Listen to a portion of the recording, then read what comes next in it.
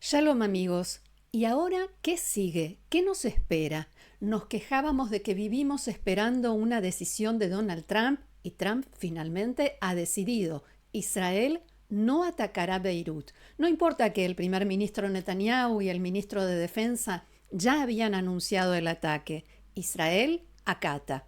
El presidente estadounidense reprende a Netanyahu, lo desautoriza públicamente, pero de modo tal que el mundo entero lo vea. A simple vista, esto debería dejar muy mal parado al primer ministro, pero los medios israelíes plantean hoy una pregunta interesante.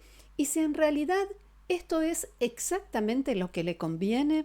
Trump también aseguró que Hezbollah cesaría el fuego, pero Hezbollah no responde a la Casa Blanca, sino a Teherán, y durante la noche siguió disparando contra ciudadanos y soldados israelíes, mientras las sirenas volvían a sonar en varias localidades del país, también por la mañana, incluso a esta hora. Y nosotros seguimos pagando el precio, el más alto, el más doloroso, el precio en vidas de israelíes. Además, Trump afirma que la próxima semana firmará un acuerdo con el régimen de la República Islámica que va a permitir la reapertura del estrecho de Hormuz y sostiene que eso incluso podría ser mejor que una victoria militar. El caos se apoderó ayer de calles, carreteras y vías ferroviarias en todo Israel por las protestas ultraortodoxas contra el enrolamiento militar. Y la Knesset aprobó en primera lectura su propia disolución, mientras los diputados intentan fijar la fecha de las próximas elecciones, que podrían celebrarse entre el 8 de septiembre y el 25 de octubre. El proceso no ha terminado. La fecha todavía no se eligió. De todo esto y más vamos a hablar hoy, martes 2 de junio, 17 del mes de Sivan en el calendario hebreo. Bienvenidos a Israel a Diario. Israel a Diario cuenta con el auspicio de Fabián Levy, el agente de viajes de la comunidad latinoamericana en Israel. Les dejo sus datos de contacto, pueden comunicarse con él desde cualquier lugar del mundo. Y ahora sí, vamos a la información. Abrimos los diarios de esta mañana y antes de hablar de Trump, de Beirut o de las negociaciones, hay una realidad que se impone sobre todo lo demás. El diario Ma'ariv de hoy encabeza su primera plana con los rostros de 3 soldados caídos en los últimos días, Mijael Tyukin y Adam Tsarfati, a quienes mencionamos ayer, y hoy se agrega a esta nefasta lista el capitán Dr. Ori Yosef Silvester, de 30 años, médico del batallón Shaked de la brigada Givati, originario de Tel Aviv. Fue en un ataque masivo con drones explosivos de Hezbollah en el sur del Líbano, un incidente en el que otros 7 efectivos resultaron heridos, 3 de ellos de gravedad. Y observen la noticia como fue publicada hoy en Ynet, el sitio web del diario Yediot Aharonot. En el banner de arriba, donde vemos imágenes de fuego, soldados y otras, el título es Afsakat Esh Batzafon, cese de fuego en el norte, pero las palabras cese de están tachadas, no hay cese, solo hay fuego. Volvemos al diario Ma'ariv y el titular central es Trump prohibió el ataque en Beirut. Así, prohibió el ataque en Beirut. Y vamos a ver la cronología. Recordemos que a las 10 menos cuarto de la mañana de ayer, el primer ministro y el ministro de Defensa anunciaron que Israel iba a atacar Latakia, el bastión de Hezbollah en Beirut. Según explicaron esta mañana en Galei Tzahal, la radio del ejército de Israel, en Washington, a esa hora, Donald Trump estaba durmiendo. Al mediodía, los iraníes anunciaron que un ataque israelí en Beirut sería para ellos equivalente a un ataque contra Irán y amenazaron con contraatacar tanto a Estados Unidos como a Israel y abandonar las negociaciones. En Teherán también amenazaron con que los hutíes volverían a entrar en acción, lo cual implica principalmente la posibilidad de bloqueo del estrecho de Bab el-Mandeb, un dolor de cabeza más para Estados Unidos y el resto del mundo. Entonces amaneció en Estados Unidos. Al principio Trump dijo que no sabía, que no había escuchado nada sobre la amenaza de Teherán, pero después tuvo una sesión informativa con sus asesores y entendió que los iraníes iban en serio. A las 7 de la tarde, hora de Israel, el primer ministro Netanyahu estaba a punto de participar en el acto de despedida del ahora ya ex jefe del Mossad, David Barnea, pero recibió una llamada telefónica de Donald Trump. Según informó el periodista Barak Ravid en Canal 12 de la televisión israelí y el medio estadounidense Axios, la conversación entre Trump y Netanyahu fue muy dura y alcanzó tonos muy altos, y Trump, de acuerdo con este informe, le dijo al primer ministro de Israel, abro comillas, estás completamente loco. ¿Qué demonios estás haciendo? Estarías en prisión si no fuera por mí. Estoy salvando tu trasero. Todo el mundo te odia ahora. Todo el mundo odia a Israel por esto. Fin de la cita. Siempre según Barak Ravid, Trump dijo, no habrá ataque en Beirut, y Netanyahu respondió, asegúrate de que Hezbollah no ataque dentro de Israel. Media hora después, Donald Trump difundió este mensaje. Tuve una conversación muy productiva con el primer ministro israelí Bibi Netanyahu y no enviará tropas a Beirut. Las tropas que estaban en camino ya se están retirando.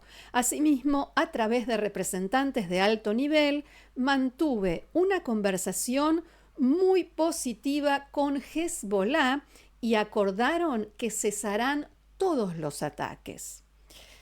El primer ministro Netanyahu publicó este breve mensaje que estamos viendo, en el que no desmintió lo dicho por Trump, pero agregó, le dije que si Hezbollah no cesa sus ataques contra nuestras ciudades y ciudadanos, Israel atacará objetivos terroristas en Beirut. Nuestra postura se mantiene inalterable. Paralelamente, las fuerzas de defensa de Israel continuarán operando en el sur del Líbano según lo previsto.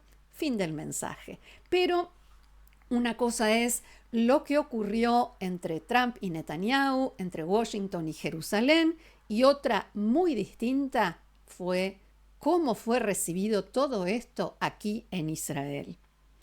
El diario Israel Hayom de hoy trae en primera plana una captura de pantalla del video de ayer a la mañana, cuando el primer ministro Netanyahu anunció el ataque, y deja incluso la parte del subtitulado, donde decía que íbamos a atacar objetivos terroristas en Beirut. El titular, bien grande y entre comillas, dice: a veces hay que decirle no también a Donald Trump. Es una cita del propio Netanyahu, que ayer muchos le recordaron, entre ellos el ministro de extrema derecha Itamar Ben-Gvir. La bajada del diario Israel Hayom dice que la oposición, la coalición e incluso desde su propio partido, el Likud, se mostraron furiosos anoche por la conducta del primer ministro, que se dio cuando las fuerzas de defensa de Israel ya habían emitido órdenes de evacuación para los residentes de Beirut antes de comenzar la ofensiva. Mientras tanto, para hoy está prevista una nueva ronda de conversaciones entre Israel y el Líbano en Washington. Ya vimos los hechos, ya repasamos la cronología, y ahora en Israel se discute qué significa, qué implica lo que sucedió ayer. Y los medios plantean, ¿fue una victoria diplomática de Trump o la prueba de que Israel actúa como un estado vasallo de Washington? Volvamos a los diarios y veamos cómo cada medio responde a estas preguntas planteadas hoy ampliamente en Israel desde una perspectiva completamente diferente. Empecemos por el frente exterior. Si abrimos el diario Haaretz, el analista Tzvi Barel advierte que las conversaciones de paz entre Israel y el Líbano en Washington son un espejismo. Hay una asimetría total, dice. Barel cita textualmente al presidente del Parlamento, el chiita Navid Berri, quien confesó: venimos con nada de nada, no tenemos ni una sola carta de negociación. A pesar de que las fuerzas de defensa de Israel entraron en suelo libanés y desmantelaron infraestructura terrorista en más de 100 pueblos, Haaretz señala un peligro. El ejército corre el riesgo de quedar atrapado como una fuerza puramente defensiva, empantanado, como solemos decir acá. Una tropa que gasta su energía en protegerse de drones y francotiradores sin poder evitar que el enemigo siga disparando contra la población israelí.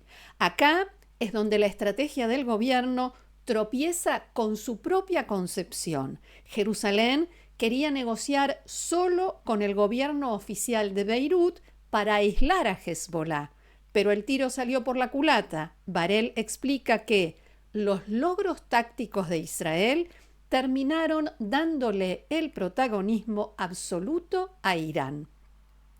Teherán secuestró la negociación, dice, y ahora la usa como moneda de cambio frente a Estados Unidos para presionar a favor de sus propios intereses y temas globales, el Estrecho de Hormuz, su programa nuclear y la economía mundial. Pero acá viene la primera gran contradicción. Nos vamos a la vereda de enfrente. El periodista Shahar Kleiman publica hoy en Israel Hayom una tesis diametralmente opuesta. La presión en el sur del Líbano debe sostenerse a rajatabla. ¿Por qué? Porque, según este análisis, el verdadero talón de Aquiles de Hezbollah no son solo sus búnkeres, sino su estado profundo. Hablamos de su red financiera, como la institución Al-Qard al-Hassan, o sus representantes metidos en el gobierno y en el Parlamento del Líbano. Kleiman sostiene que la estrategia correcta es golpear ese punto débil para obligarlos a desarmarse. Claro que si confrontamos esto con la postura de Haaretz, estamos ante un diálogo de sordos. Barel responde desde su columna que exigirle al gobierno del Líbano que desarme a Hezbollah es un imposible. El ejército libanés es militarmente inferior y forzar ese choque implicaría destruir la frágil política de ese país. Lo llevaría directo a lo que los libaneses más temen y evitan a toda costa, la guerra civil. Lo que para Israel Hayom es una estrategia viable, para Haaretz es una utopía irrealizable. Ahora bien, el análisis más feroz de hoy no mira hacia el Líbano o Irán o Estados Unidos, sino hacia la situación interna en Israel. Pasemos al diario Ma'ariv. El cronista Avi Ashkenazi firma una columna demoledora. Su tesis es simple: es imposible proyectar fuerza en el extranjero cuando el gobierno capitula ante el desorden en su propia casa. El periodista habla de inacción de la policía frente a las violentas protestas de los sectores ultraortodoxos que bloquean carreteras, trenes e incluso asaltan comisarías para proteger a sus desertores del ejército. El periodista también advierte que el liderazgo jaredí o ultraortodoxo le impuso al país una ecuación alarmante: si les aplicas la ley, te paralizan el país. Y acá viene la pregunta incómoda que lanza Ma'ariv: ¿cómo puede un gobierno exigir el desarme de un grupo terrorista extranjero si es incapaz de mantener el orden público y la legalidad en su propio territorio? Al final, hay una conclusión en la que coinciden estos analistas y que destaca Avi Ashkenazi en Ma'ariv. El anuncio del inminente ataque a Beirut, que Netanyahu y Katz hicieron ayer fue, según los autores, un simple truco publicitario, humo para consumo interno, para calmar a su base electoral frente a un cese de fuego que el gobierno ya sabía que se venía. La conclusión de Maariv es tajante. La orden de Trump le viene de maravilla al primer ministro porque le regala la excusa perfecta. No hay victoria absoluta, dice, en la campaña militar a la que llamaron el rugido del león y terminó siendo el maullido de un gato. Y eso ya no será culpa de Netanyahu. Ahora podrá endosarle la responsabilidad a Donald Trump, permitiendo al liderazgo político salvar, una vez más, su propio pellejo. La polémica está servida y que cada uno saque su propia conclusión. Hasta aquí nuestro encuentro de hoy. Muchísimas gracias por haberlo compartido con nosotros una vez más. Los invito, como siempre, a seguirnos en el canal, a difundirlo, recomendarlo, a suscribirse y a formar parte del grupo de Amigos de Israel a Diario, haciendo clic debajo de este video donde dice unirse. Gracias nuevamente. Que tengamos buenas noticias. Shalom.